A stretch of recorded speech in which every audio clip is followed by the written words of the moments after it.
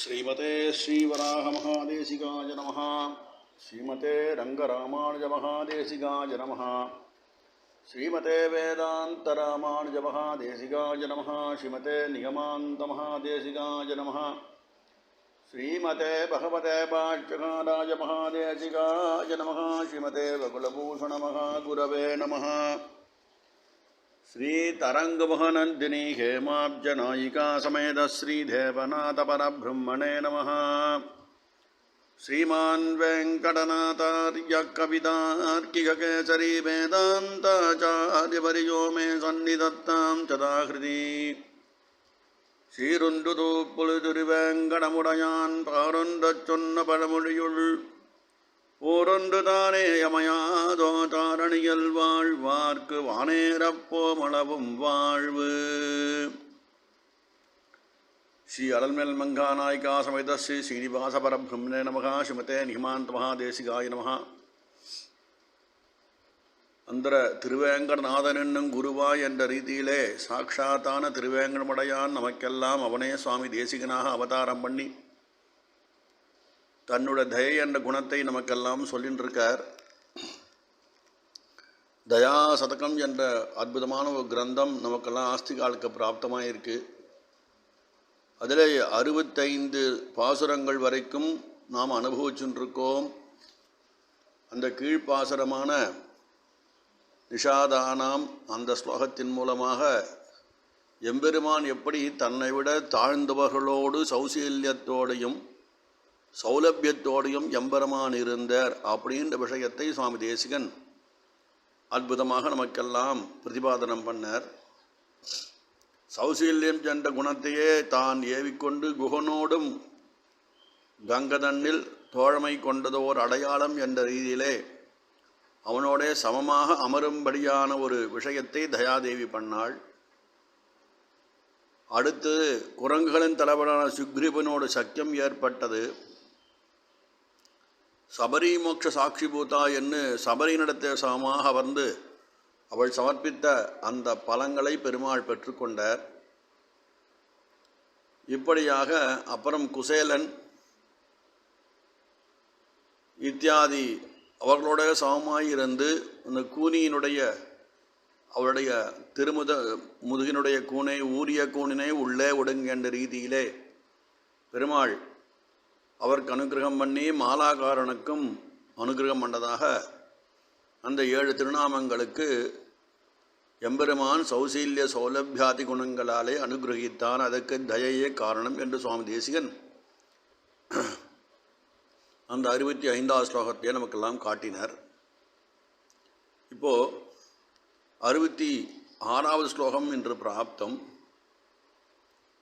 त्वया दिष्टस्तु दुष्टिं भजति परमेष्टि निजपते वहन्मूर्तिरष्टौ विहरति मृटानि परिभृटः पिबत्ति स्वराज्यं विषशिखरि शिङ्गारिकरुणे सुनासीरो தேவாசுரசமரநாசீரசுபடः. அற்புதமான ஒரு ஸ்லோகம். இந்த ஸ்லோகத்தில் சுவாமி ரொம்ப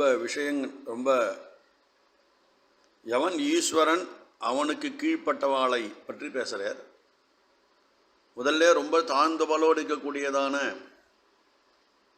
இந்த பிரகிருதி மண்டலத்தில் இருக்கக்கூடியதான விஷயங்களில் அவருடைய தயை காட்டினார். அஸ்மின் ஸ்லோகை இந்த ஸ்லோகத்தில் மேல்லோகத்தில் இருக்கக்கூடியதான அந்த பிரபுதிகளை பற்றி எம்பெருமான் சுவாமி தேசிகன் நமக்கு இங்கே காட்டுறார்.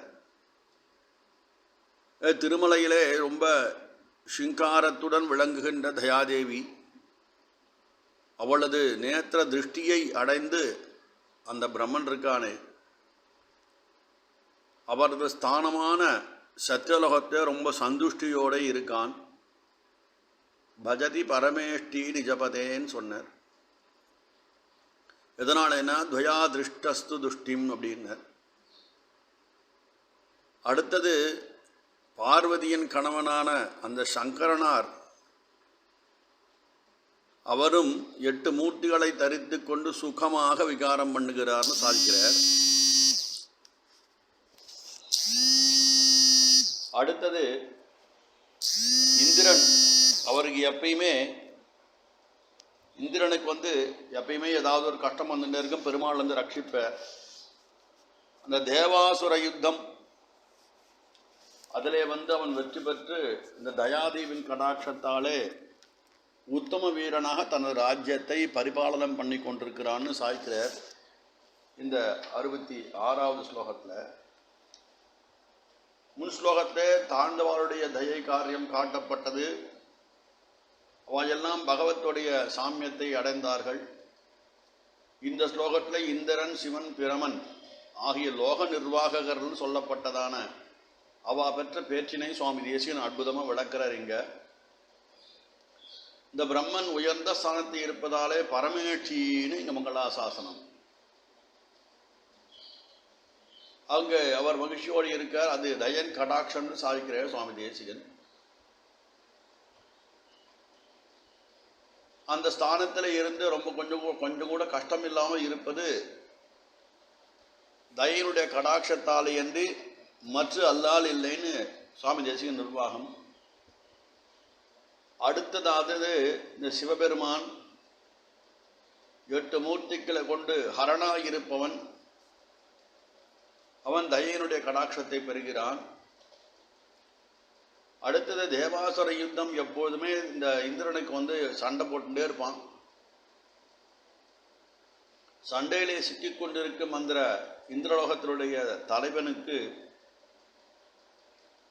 சேனையிலே முன்னிலையே உத்தம வீரனாக நின்று தனது சாம்ராஜ்யத்தை காப்பாற்றி கொள்ளுகிறான். எப்படின்னாக்கா அதுக்கு தயையினுடைய கடாட்சமே காரணம் என்பதானது சுவாமி தேசிகனுடைய திருவுள்ள கருத்தாக இருக்கு.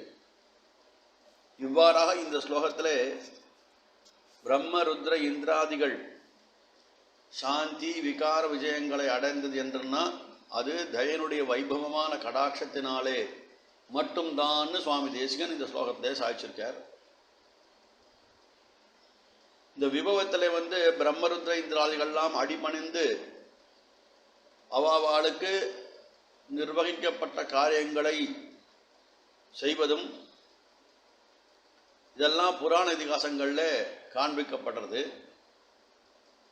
அப்படின்னும் பெரிவா வியாக்கியானத்தை நமக்கு சொல்கிறார்.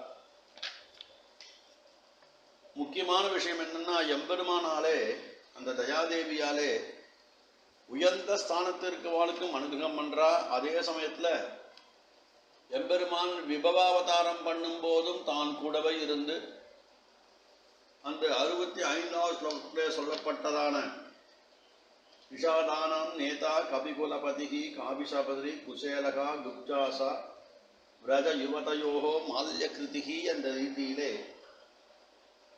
அவனோடு தாழ்ந்து கலந்து பருகும் அந்த ஜீவாத்மாக்களுக்கும் பரம போக்கியமான அனுகிரகம் தயாதேவியின் மூலமாக கிடைக்கிறது. இப்போ உபய வர்க்கத்துக்கும் மேல்லோகத்திற்கு வாளுக்கும் கீழோகத்திற்கு வாளுக்கும் ஒரு அனுகிரகம் சித்திக்கிறது அப்படின்னாக்கா அதுக்கு தயாதேவி தான் காரணம் என்று இந்த ஸ்லோகத்திலே காட்டி தேசிகன் இந்த பாசுரத்தை நிறைவு பண்றார். கவிதார்க்கிக சிம்மாய கல்யாண குணசாலினே ஸ்ரீமதே வெங்கடேசாய வேதாந்த குரவே நமஹ.